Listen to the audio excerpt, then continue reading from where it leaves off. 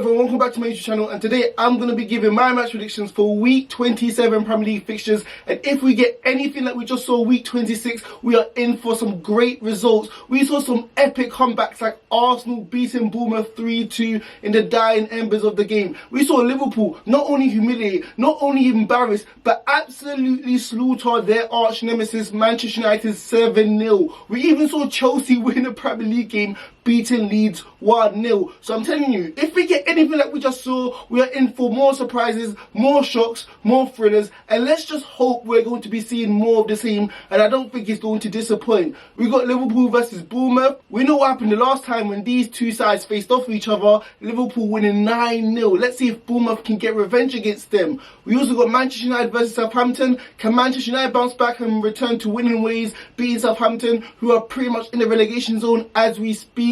We also got Arsenal versus Fulham in a London derby. Can Fulham pick up their first London derby win where it feels like it has been for a while? However, before going this video and give my match predictions, who I think is going to win, you know I'm going to say, make sure you guys like, comment, and hit that big subscribe button right there, because only 10% of you guys actually subscribe. And make sure you leave your predictions in the comment section. So the first game I'm going to be predicting is Fulham versus Arsenal. And we all know this is going to be the best game of the weekend since it's the London derby. And don't be fooled. I know Arsenal are top of the Premier League, but it's not going to be an easy game against Fulham, especially since we know that Fulham are in the Europa League positions right now as we speak, battling out with arch nemesis Brentford, also Brighton, and obviously Liverpool, who are above them as we speak. So Fulham will want to win this game as much as Arsenal do. And going into this game, undoubtedly, Arsenal are the favourites. They got a better team, the better manager, the better squad, and they have been in better form compared to Fulham. And even on a historical level, we know Arsenal usually batter Fulham, having an absolutely amazing record against them.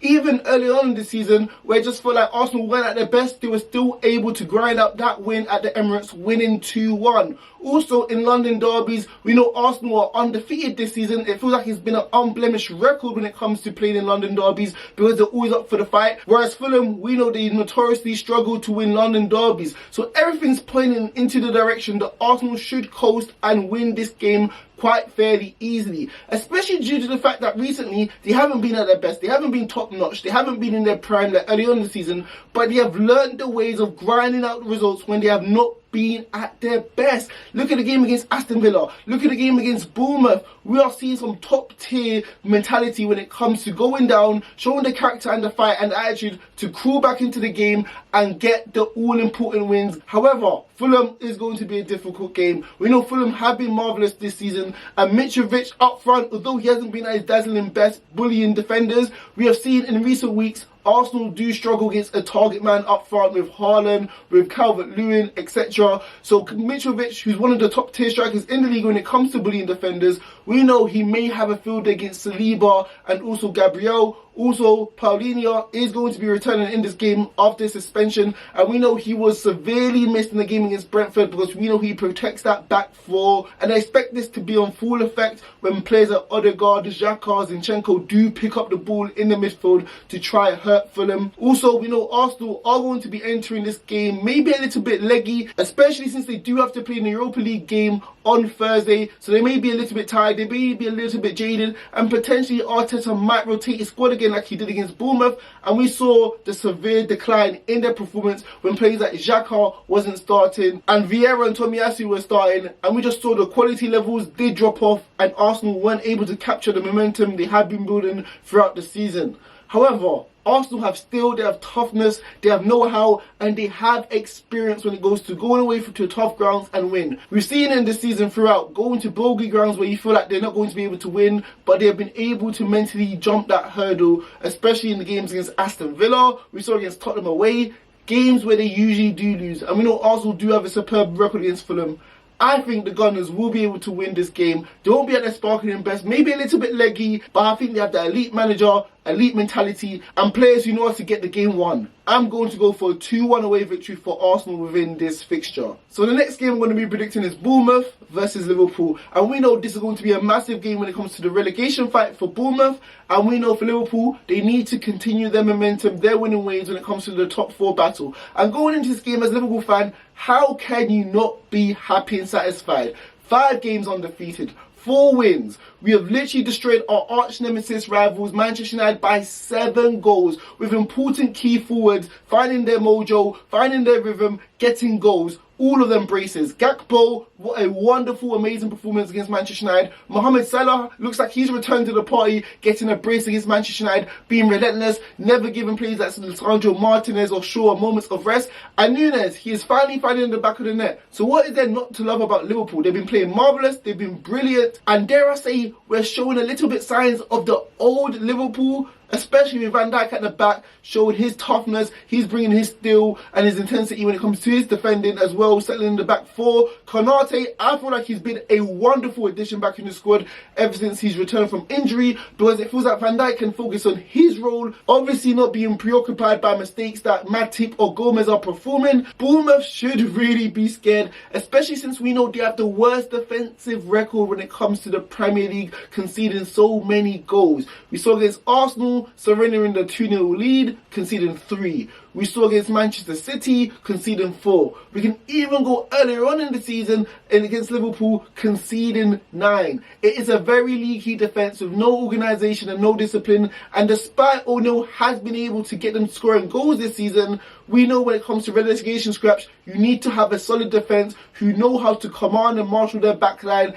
to ensure that not many goals go through. And with Liverpool's forwards in fine form, I just can't see Bournemouth being able to keep up with Liverpool, who have been scoring goals for fun recently. Although Liverpool are not back to their sparkling best as we have seen in the past, their spirits are up, their confidence is up, reversing a very weak side who we know can see goals. So surely Liverpool should be able to pick up this victory and put pressure on Newcastle and Tottenham when it comes to the top 4 race. There's just too much quality. I think Liverpool should be winning this game fairly easily. I'm going to go for a 3-0 away victory for Liverpool within this fixture. So the next game I'm going to be predicting is Newcastle versus Wolves.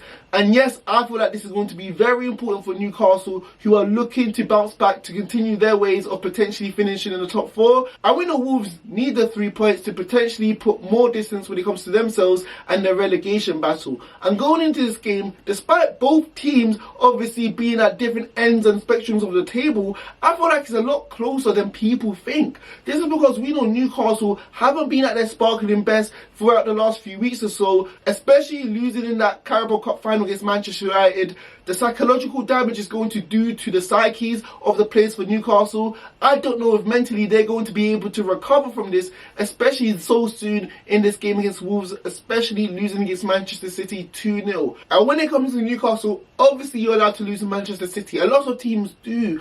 But the manner they did it is just so predictable. It has been typical Newcastle this season. They create chances, they get opportunities, they get their right players in the right positions. But when it comes to finishing off their dinner, putting the ball into the back of the net, they severely struggle. And we saw this on full display against the English champions Manchester City, where they had chance after chance in key pivotal moments of the game to really put themselves in a great position, and they flustered and they faltered. And Newcastle have to fix this, because we know goals win new games, especially due to the fact that more cracks have been showing in Newcastle's backline, with Dan Burn getting exposed and exploited, and also Lascelles entering back to the backline since I think Shaw has been injured. We know Newcastle cannot rely on their formidable defence. Although it's still amazing, we have been seeing that it can be got at, it can be taken advantage of, especially with Wolves' talented, young, bright prospects in the midfield and in the attacking positions. I feel like they can severely hurt Newcastle if they play their cards right. Wolves will be optimistic. They will be in high spirits, especially getting that massive victory against Tottenham Hotspur at Molineux. They're going to be rubbing their hands at the prospect of facing a wounded animal in Newcastle, who haven't won a game since January 14th against Fulham. So Wolves, you couldn't have asked for a better time to face Newcastle, although who are playing at St James's Park, and we know Newcastle, when they play at home, they have pretty much been invincible except for the defeat against Liverpool this season. However, at the end of the day, we know Newcastle are draw specialists. They have not been able to capture wins when they get opportunities in front of goal.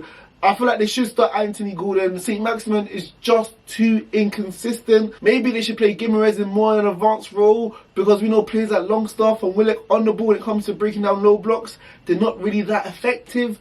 Almiron needs to figure out his form like we saw earlier on in the season if Newcastle have any opportunities of scoring goals.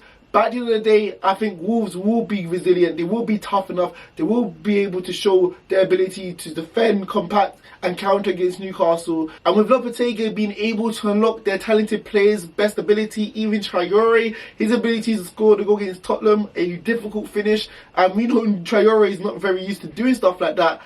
I think Wolves will be able to grind out a result in this game.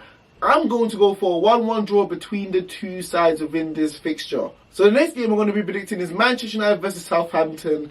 And Manchester United will be raring to go to bounce back ever since the last fixture in the Premier League, losing to Liverpool 7-0. Not only humiliated, not only embarrassed, not only slaughtered, but they got absolutely killed in that game. 7-0, their worst defeat in Premier League history. This has brought Manchester United fans and even the players back to reality that they're not the Centaurians of Manchester City. They're not the Liverpool side which has reached 99 points, which fans were thinking they've done in the past. They are literally Manchester United who just won silverware for the first time in 6 years, and they need to start to calm down and to understand that there's still a lot to play for, and wins aren't going to come their way so easily, especially since there's going to be a target on their back, because oppositions will know they have to be at their best to face Manchester United. And to be honest, Manchester United couldn't have asked for a better opponent to return to winning ways. They're facing Southampton at home, who are the worst team in the Premier League, as we know, sitting bottom of the Premier League table. And we know Manchester United are at home, where it feels like they play at home every single week. But we know this season, the fans, the manager and the players, they have had a great connection, which has been able to get them consistent results and consistent wins at Old Trafford, where it feels like for the opposition, it has been the theatre of nightmares. We know Southampton have struggled to beat Manchester United. Manchester United have pretty much been their bogey team, especially due to the fact that Southampton have failed to beat Manchester United for the last 10 to 12 occasions. Their last victory residing back all the way in 2016, which just shows you Manchester United do have the mental edge against Southampton. And in this game, Manchester United are going to be filled with energy. They are going to be ferocious. They are going to be playing with intensity, because they're going to be playing mad and angry that they even allowed Liverpool to score 7 goals against them. I feel sorry for the fact that Southampton have to be the victims to this. However, maybe Southampton do have a chance. Maybe it's not all done and dusted that Manchester United are going to win this game.